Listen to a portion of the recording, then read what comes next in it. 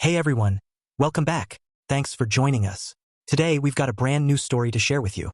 So let's begin. My wife, Elara, and I had been married for 3 years, and for the most part it was a good run. It was the kind of relationship that seemed perfect from the outside, the kind you'd see in a magazine spread, complete with matching mugs and happy hashtags. The first major fight we had wasn't about the usual stuff like children, money, or our families. It was about her finding a job. You see, Elara had studied marketing. I still can't figure out why. This was a woman who spent hours painting sorrowful cats in berets and abstract shapes that were supposedly deep social commentary. Marketing never seemed to fit her. Still, she spent 4 years in school, accumulating student debt as if it were a game she was trying to win. Unsurprisingly, her art career didn't take off. There were no galleries calling, no collectors clamoring for her series of existential limes. So it was time for a reality check. We had bills to pay and loans to tackle, and I wasn't exactly swimming in money. She had to get a job, which, of course, ignited a full-blown argument. "I can't believe you're forcing me to do this," she said one evening, arms crossed as if I just announced I was leaving her for a woman named Sharon who raised iguanas. "Forcing you? Elara, you studied marketing. This is exactly what you trained for," I replied, trying to keep a straight face. "I studied marketing because I thought it would be enjoyable. It's not. It drains the life out of you." "Well, guess what else drains the life out of you? The student loan company. They don't care about your soul. They just want their money back." That didn't go over well. For weeks, she moped around the house as if she were under a life sentence. Every morning before work, she'd let out a sigh so dramatic you'd think she was heading off to a labor camp in Siberia. Naturally, I became the villain. "This is all your fault," she muttered one night after stomping in the door. "My fault? Did I choose marketing for your major? Did I swipe your credit card for 4 years? No, that was all you, Picasso." Eventually, I had to sit her down for a serious conversation. Not the one about the birds and the bees, but the one about bills and responsibilities. I began gently and then became more blunt. She chose this path. Her art wasn't earning a living. We had a life to support. Adults don't get to frolic around chasing their dreams all the time. Someone has to pay for Netflix. She stared at me as if I just murdered her favorite houseplant, but I wouldn't back down. "Look," I said, "make art. Paint all the limes you want. But right now you need to be an adult. Pay your bills. Keep the lights on. And when we're not eating instant noodles for dinner, you can thank me." She obviously didn't like that. She gave me the silent treatment for 3 days. You'd think I'd enjoy the peace, but her dramatic sighs were almost better than the deafening silence of forks clinking. She eventually got over it, and things returned to normal. She still hated the job, but who loves their 9 to 5? The saving grace was when she started setting aside a few hours a week for her art. The sad cats returned, the limes grew even more existential, and her mood improved significantly. Her art was where this whole mess started. It seemed harmless at first. She filled the spare room with her pieces. I didn't mind. The room was only good for collecting dust and a truly hideous lamp we inherited from her aunt. And to be honest, I've always liked her art. That's what made it so difficult to be the bad guy about her getting a job. There's nothing like crushing your wife's dreams while pretending to be pragmatic. Sometimes I'd walk in there, look around, and think, today's theme seems to be miserable fruit and women staring into an abyss. I knew every single one of her paintings. My memory is like a steel trap. Every brushstroke and color palette was catalogued. If one of those paintings had walked away, I'd have noticed. Then one day, she bounced into the kitchen, her eyes shining as if she just found out Netflix doesn't judge binge watching. "Adrian, I found this group on Facebook. A bunch of artists rent a shared space for a communal gallery exhibit every couple of weekends." I raised an eyebrow. "Facebook? Do people still use that? I thought it was only for moms sharing minion memes." She ignored me. "I'm going to sign up for the next one, just to see." The first time she went, her expectations were low. She warned me not to be sad if no one bought the sorrowful limes. I went along for moral support, to act as the designated pack mule, and to pretend I knew how to hang a canvas straight. It wasn't a huge success, but she sold 2 pieces. 2. You'd think she'd won a major talent competition. She was practically dancing around the apartment afterward as if she'd found the cure for taxes. "Did you see their faces, Adrian? They actually wanted my work." "Yeah, I saw. They didn't even bargain." That's how you know they're either impressed or terrible with money. She ignored the sarcasm, a classic Elara move. Seeing her that happy made me happy too. So when she wanted to go again, I didn't object. The second time, she sold a few more pieces. Soon it became a regular thing. Every couple of weeks, we'd haul canvases out of the spare room, set up shop, and I'd tag along whenever I could to watch the spectacle. Then one day, she dropped a bomb while sipping her coffee like it was a weather report. "So, the exhibitions have been so successful, they're going to hold them every weekend now." "Every weekend?" I'd been to a couple of these events. Each time there were more artists, more customers, and, to their credit, less of that weird smell from the first gallery space. I didn't question it. It was a nice side income for her and satisfied her need to be a starving artist. Though she wasn't literally starving. More exhibitions seemed like a win-win. She was happy. We had extra cash. And the spare room wasn't going to collapse under the weight of existential fruit paintings. What could possibly go wrong? Apparently everything. About a month later, she came home from an exhibition, and something was off. Usually, she'd walk in the door and immediately launch into a monologue about who bought what they said about her brushwork, and how her artistic soul was finally being recognized. But this time, she was silent. She just dropped her bag like she'd just come back from a trip to the DMV. First, I thought maybe she hadn't sold anything. But no, Elara would share her failures as enthusiastically as her victories. She'd have said, "Well, nobody wants my limes. I guess I'll just die," before eating ice cream straight from the container. So the silence was strange. "Hey," I said casually, "how is it today? Any sales?" She blinked as if I'd just spoken Swahili. "Oh, what? Sales? You know, people giving you money for the thing you poured your soul into." "Oh, yeah, I think so." "You think so?" My eyebrow shot up. "You don't usually need to remember if someone handed you cash." She fumbled for a response. "I mean, I just can't remember which one sold today." That was the moment my mental alarms went off like a car with a dying battery.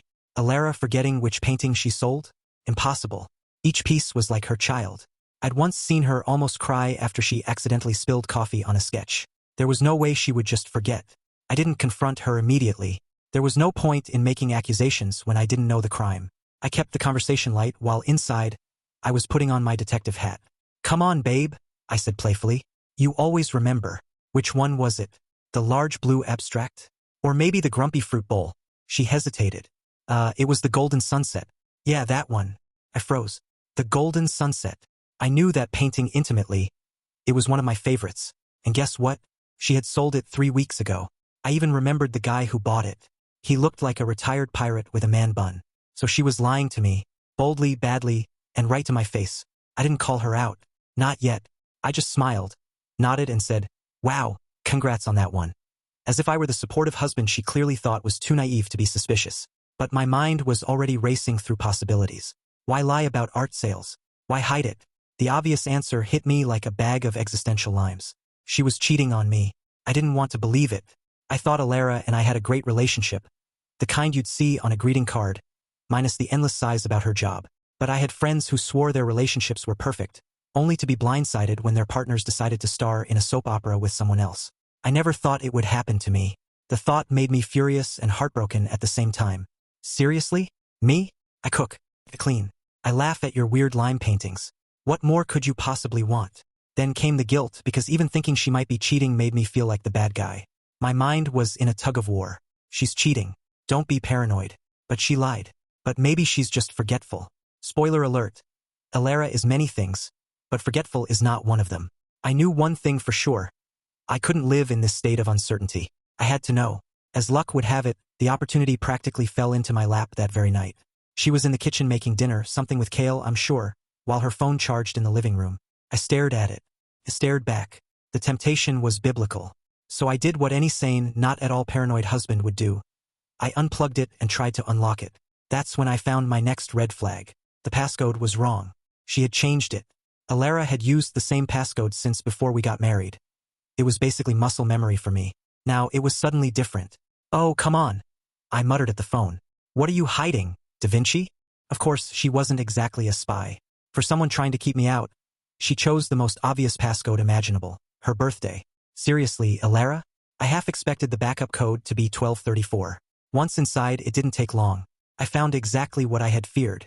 My stomach dropped, my heart sank, and I felt as if I just walked in on my parents. Never mind. The point is, it was bad.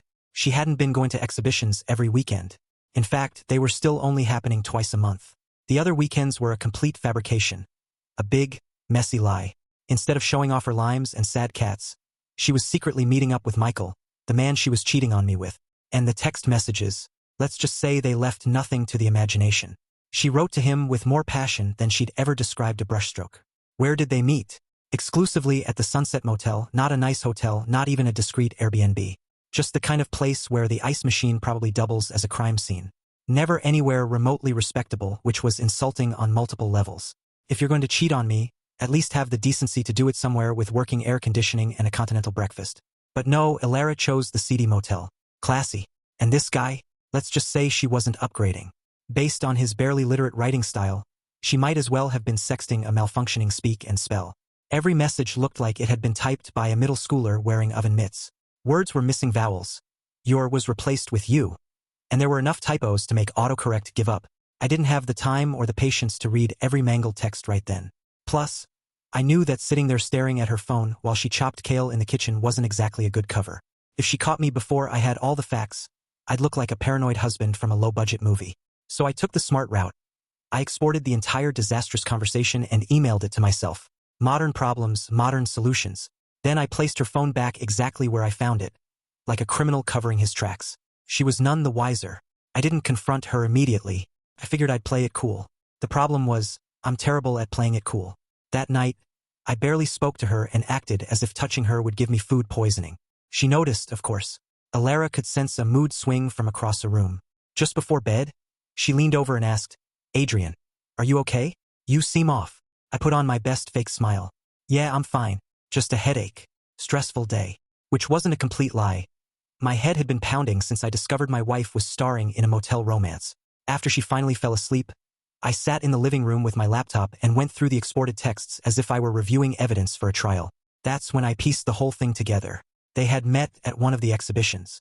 From the messages, it was clear he wasn't an artist unless finger painting with Cheeto dust counts.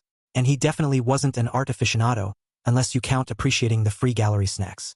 Somehow, he got her number, sent a few pathetic attempts at flirting, and to my shock, Elara caved faster than a folding chair at a county fair. They met up at a motel, and things took off from there. What was even more pathetic was not just that Elara cheated, but who she cheated with. This guy was broke. Not tight month, have to skip Starbucks broke, but constantly asking my wife for money like a teenager outside a convenience store broke. At first, he at least had the decency to disguise it as borrowing. Hey babe, can you spot me $10? I'll pay you back Friday. Spoiler alert, Friday never came. Eventually, he stopped pretending and became a full-blown panhandler. Need 20. You are amazing. And what did Elara do? She sent it. Immediately. No hesitation, no questions. Just zap. I was stunned. Here was a woman with a stable income, a husband who cooked, cleaned, and occasionally tolerated kale. Someone who could actually form a coherent sentence.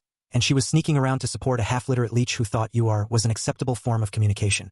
Pathetic doesn't even begin to cover it. I wanted to scream at her, to ask her why she was throwing our marriage away for this guy. This broke, barely coherent human typo. But I didn't. That night, I felt drained, as if the universe had wrung me out and hung me on a clothesline. I told myself I'd confront her the next day. Yeah, that didn't happen. The next day came and went. And the day after that. What I actually did was spend a week pacing the apartment like a detective trying to figure out the least soul-crushing way to end this disaster. It finally came to a head during her next exhibition. This time, there really was one scheduled, although I didn't know or care if she was actually there. As far as I was concerned, she wasn't my wife anymore. So while she was gone, I packed my things.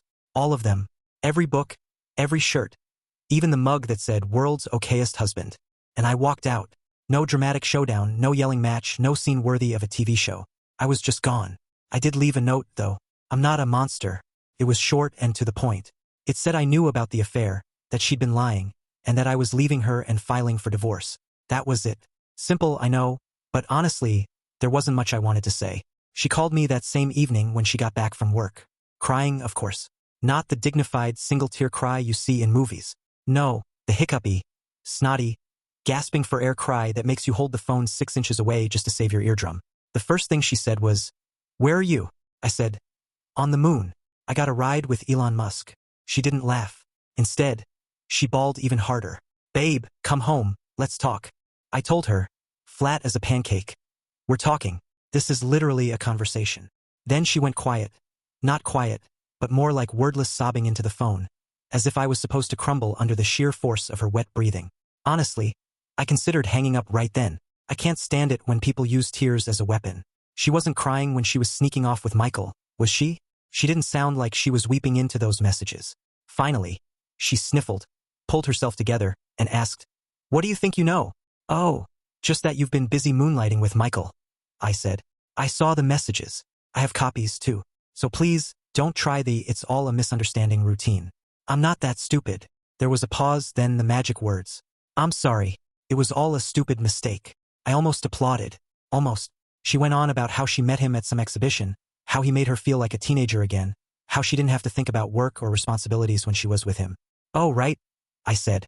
Because nothing screams romantic escape like a 30-something bum who's allergic to responsibility.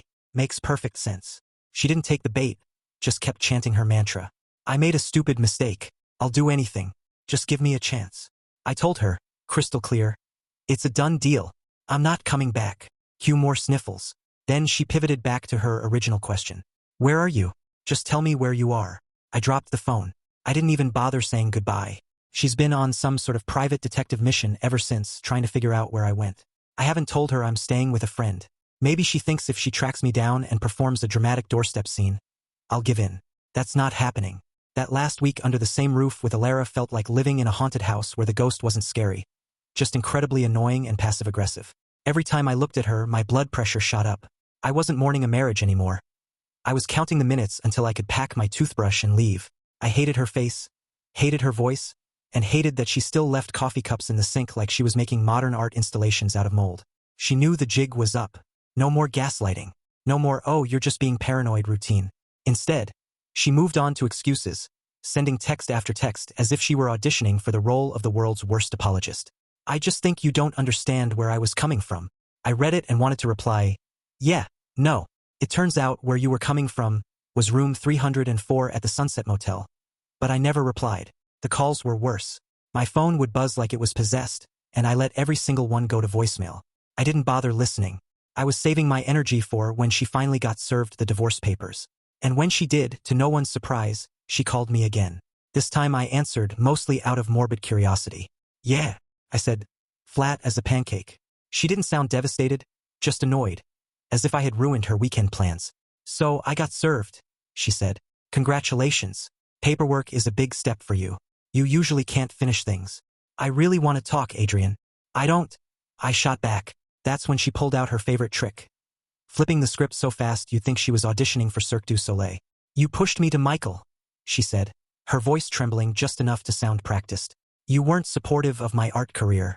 You were always forcing me to think about money, about getting a job. And Michael, he believed in me. He supported my passion. That's why I fell for him. I actually laughed. Couldn't help it.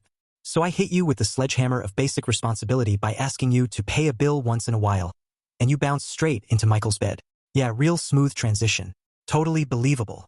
And you're not even giving us a chance to talk this out, she snapped. I'm the only one trying to save this relationship. Alara, you don't fix a house by first burning it down. That was enough for me. She wasn't going to stop until she rewrote the entire history of our marriage and cast me as the villain. I hung up mid-sentence and went back to whatever I was doing. Probably something more productive, like alphabetizing the spices I no longer had to share with her. After that, there was radio silence. I ignored her calls, let her texts rot in the void. The only time I saw her was across a courtroom, which was fine by me. Until one day, she decided to ambush me in front of where I was living. I'd been staying with my buddy Victor at the time, trying to find my own place. She'd been blowing up his phone now and then, asking if I was with him. Victor, loyal as a guard dog with a hangover, always covered for me. I don't know if someone finally ratted me out or if her sixth sense for making my life miserable kicked in, but somehow she figured out I was at his place. By then, the divorce was almost final. Every conversation was just a new round of who screwed whom harder. I brought up her lies and her little side quests with Michael, and she fired back with every minor complaint she could think of. We weren't so much arguing as auditioning for the world's pettiest debate team. But what she really wanted, what she sank her claws into, was the house. I wasn't about to give it to her like some consolation prize. She wanted to live in it. I wanted to sell it and split the money like civilized adults who despise each other. At first, I couldn't understand why she was so obsessed. It was too big for her. We bought it imagining 2 kids running around. She couldn't afford it alone. Not unless she suddenly discovered oil in the backyard. Then it hit me. She wasn't planning to live there alone. Enter Michael, stage left. The man who couldn't go a week without hitting her up for pocket change. I'd seen their texts. It was half romance, half Venmo requests. I was certain he didn't even have a job. Her grand plan was probably, house for me, bills for Adrian, free escort service for Michael. And that's when she staged her little ambush. Early in the morning, I was bleary-eyed, dragging myself out for work, and there was a car parked right in front of the driveway. I didn't think anything of it until I got close enough to see someone inside. Boom. She popped out as if she'd been waiting there all night. I nearly jumped out of my skin. "What on earth are you doing here?" I asked. She straightened her jacket as if she were chairing a board meeting. "We really need to talk." "Great timing," I said. "I was just thinking. You know what I'd love first thing in the morning before coffee? A driveway hostage negotiation." She ignored me, of course. "We need to make a decision about the house, and it would be better for you if we did it without lawyers." It sounded like a threat, like she was setting me up for some cheesy movie scene. Then Alara kept talking. She went on about how the court was more likely to side with her because she was a woman. According to her, it would be easier for me if I just gave her the house and focused on fighting for something else. I couldn't help but laugh. "That's not how property division works, Alara. You don't get the house because you have ovaries. I'm pretty sure the law isn't a ladies' first buffet." That's when I noticed she wasn't alone. Sitting in the driver's seat like a discount mob boss was Michael. He was trying his best to look intimidating, staring straight ahead until our eyes met. He nodded at me like we were in some gangster movie, then climbed out of the car. I stayed exactly where I was. If this was his big entrance, it needed work. "Can I help you with something?" I asked. "Or are you just here to complete Alara's TED Talk on gender-based real estate rights?" He chuckled as if I just told the funniest joke at an open mic night. "You need to let Alara have the house. You won't like how things turn out otherwise. I'll make you regret being born." Okay, that was a definite threat. I wasn't scared. He wasn't exactly the Hulk, but I wasn't about to poke the bear, either. He had that look, the kind of guy who probably carries a weapon and thinks safety is for cowards. Also the kind who'd use it without a second thought. Still, this was Michael, the guy partly responsible for blowing up my marriage. A part of me really wanted him to give me a reason to throw a punch. I stared him down and asked, "Was that supposed to be a threat? Or are you just really bad at motivational speaking?" He smirked. "Take it however you want." "Great. I'll take it as you volunteering to mow my lawn and suck on my garden hose." When that didn't get a reaction, I added, "Here's the deal. Get off my property or I call the cops. Your choice." Instead of listening, Michael stepped forward and grabbed my shirt. His grip was firm enough to wrinkle it, which really annoyed me because I had just ironed the damn thing. I smirked. "All right, Michael, I'm going to count to 3, and then I'm going to beat the living daylights out of you." His eyes narrowed. "Oh yeah." I stared him dead in the face. 1. I paused dramatically. He braced himself. 3. And before his brain could even process what happened to number 2, my fist had already met his jaw. He staggered back as if I just unplugged him from the wall. "Math is hard, isn't it, champ?" I taunted, swinging again and catching him in the ribs. He doubled over, wheezing like a broken accordion.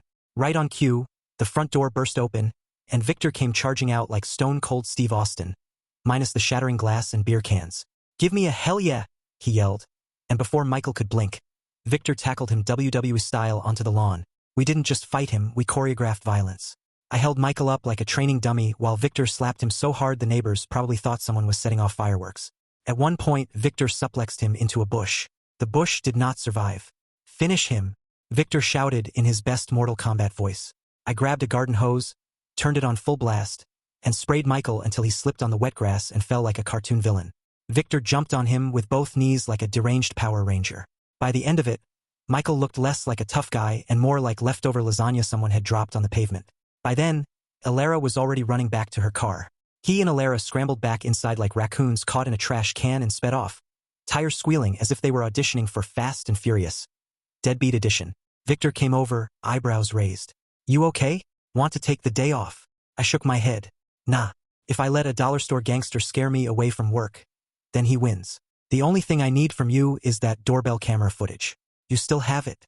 "Of course," Victor said, grinning as if he'd just been handed front row tickets to a comedy show. We sat down and reviewed the video together. It was crystal clear. Michael's face, my face, Alara doing her best. "Oh no, what's happening?" expression. The audio was even better. Every single threat he barked out was captured perfectly. It honestly sounded like we had hired a professional boom mic operator. By the time Michael shouted his line about making me regret being born, Victor and I were doubled over on the couch, laughing so hard our sides hurt. "He sounds like a bargain bin Darth Vader," Victor wheezed. I had to pause the video twice just to catch my breath. When the police arrived, I handed over my statement and the footage. "You're going to love this one," I told them. "It's like an episode of Cops, but with fewer teeth and more bad decisions." They asked if I had Michael's last name. "Nope," I said. "But here's his phone number, courtesy of Alara's phone." "You're welcome." A week later, I got a call from the police. "Mr. Adrian," the officer said, "we ran the number you gave us.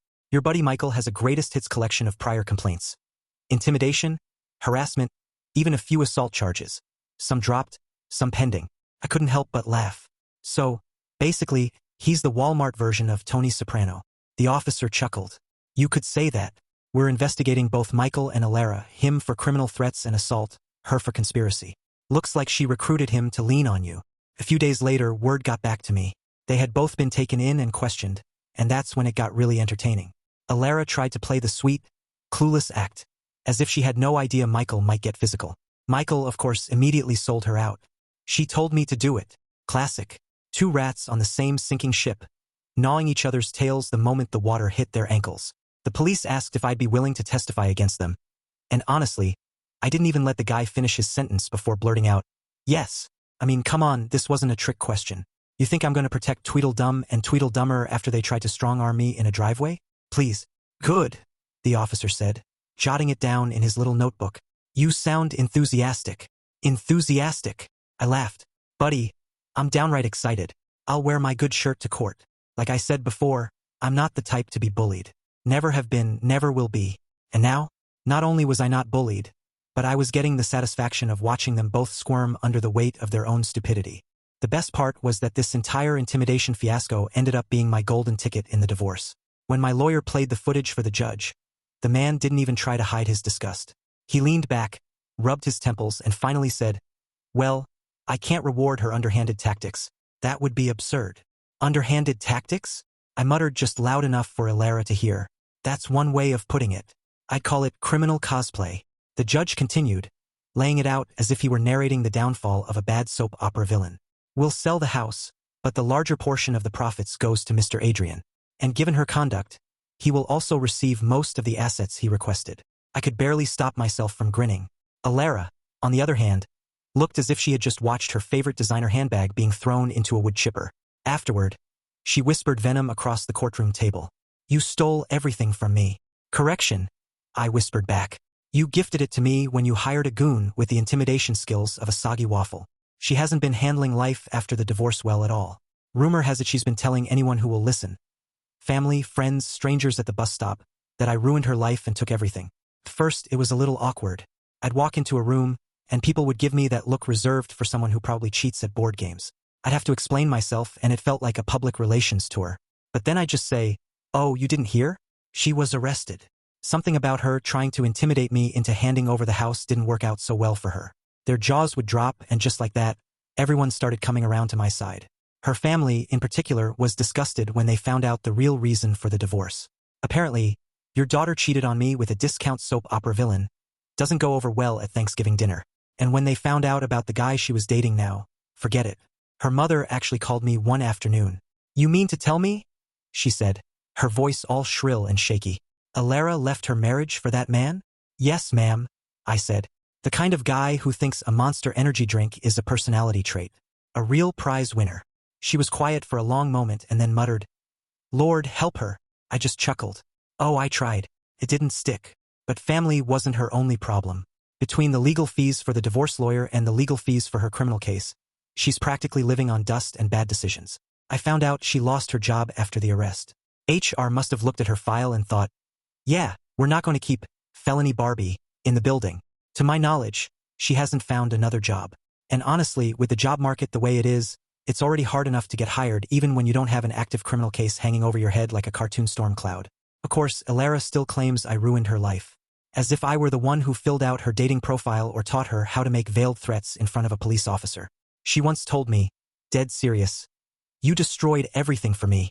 I looked at her and said, Alara, sweetheart, I couldn't destroy your life if I tried. You've been running that demolition project all on your own. I'm just the guy standing on the sidewalk with popcorn. But she's so allergic to accountability, she might as well carry an EpiPen labeled responsibility. She can't comprehend how her current mess is entirely her fault.